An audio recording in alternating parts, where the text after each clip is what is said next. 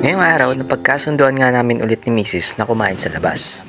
Dahil ngayon pinagdiriwang ang aming second wedding anniversary. At nagustuhan nga namin na mag-dinner ngayon sa Ningnangan Ihaw-Ihaw dyan lang sa Silang Cavite. At pagkatapos nga namin maghapunan, didiretso naman kami dyan sa Cafe Agapita. Dyan lang din sa Silang Cavite, syempre. At eto na nga, samahan nyo na kami maglakbay papunta sa aming kakainan. Pero bago yan, syempre, dadaanan muna namin ang aking biyenan na si Mama Delia. Dahil kanina pa nga siya naghihintay doon. At syempre, alis na kami ng aking mag-ina. At ito na nga, dumiretso alis na kami. At shoutout nga pala sa aking bayaw na nagpahiram ulit ng kanyang sasakyan. At ito na nga si Mama, nadaanan na namin si Mama.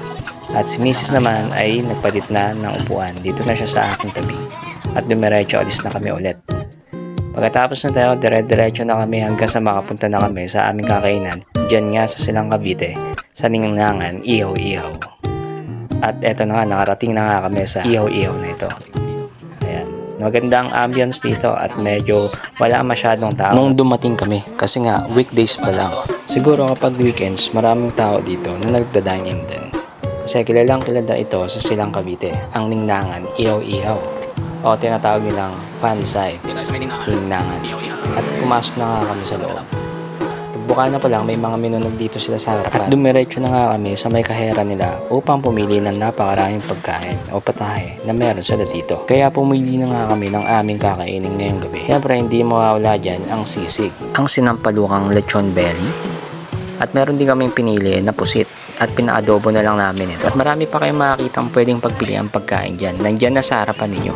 May mga barbecue rin yan. At nandito na nga kami sa cashier section upang magbayad ng aming mga napili. At yan, tinitimbang yan bago nyo bayaran. Number 12 yung aming naging number. Tapos pinirma ako na yung senior card ni Mama. At yan nga pala yung mga na-order namin. Worth 1,000 lang siya. Sakto. At talagang mabubusog na kami dito sa 4 na putahe at 5 pirasong kanin. Oo nga pala, self-service nga pala dito. Tapos, pwede ka na rin gumawa ng sarili mong sausawan. At ginawan ko na nga rin si Mrs. para hindi na siya mahirapan. At maya-maya naman, dumating na rin ang aming mga in-order. At ito na nga siya. Good for 2 to 3 person yung mga servings nila. Kaya naman talaga mabubusog ka. Siyempre, bago kumain, dapat mag-picture-picture muna tayo para may pang-post tayo sa Facebook. Nakakalahati na nga pala kami kumain nito. Medyo marami pa rin. Pero kailangan namin ito ubusin para hindi naman masayang. Kaya ito nga, naubos na nga namin. At pagkatapos nga namin kumain, dediretso na rin kami sa Cafe Agapita. Doon naman kami magre-relax. Doon kami magpapalamig at doon kami iinom ng malalamig. Kaya tara, samahan nyo na kami ulit.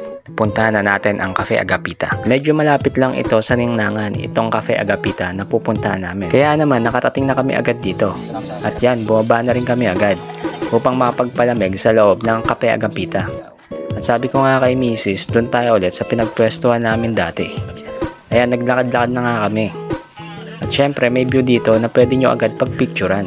At ito na nga yung picture namin. Diba? Alright, tapos dumiretso pasok na kami. Pagpasok nyo nga pala, may sasalubong agad sa inyo na mag-a-assist upang saan nyo gusto kumain. At napagpasyahan nga namin ni Mrs. sa taas na lang ulit kami kakain. Doon sa may couch para naman komportable si Kellyn kapag gusto niyang maggugulong doon. At tinawaan ko na nga si Kellyn at umakit na nga kami dito. Ayan, andito na kami sa loob. Sakto malamig na dito. At ang ganda pa rin ng tanawin at malinis. Ayun na nga si Kellyn at naglilikot na siya ngayon. Maganda dito sa taas kasi alam niyo kung bakit. Komportable saka wala masyadong ingay compare pag nasa labas kayo. Pero ngayong araw kasi nga weekdays, kaya wala masyadong nag-dine in o mga nagpunta ngayon dito. Siguro sa weekends marami sigurong mga customers na magpupunta dito at magda-dine. At nakapili na nga kami ng aming kakainin. Pero marami pa silang menu dito, katulad ng malasanya at kung ano pang pwede nyong kainin. May mga bread pa nga sila at mga cakes. At ito na nga yung mga in-order namin.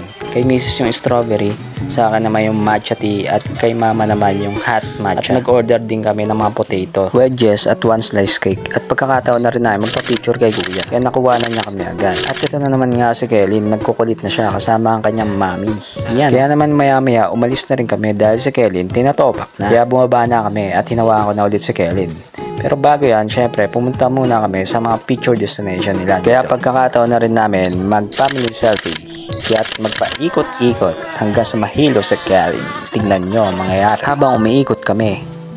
Wow! Wow! Tapos nga pinicturean ko na rin sila mama para meron silang kuha. Aking mag-ina rin, syempre, hindi mawawala yan. Pagkatapos, dumiretso labas na nga kami dito. At ito na yung oras para umuwi kami.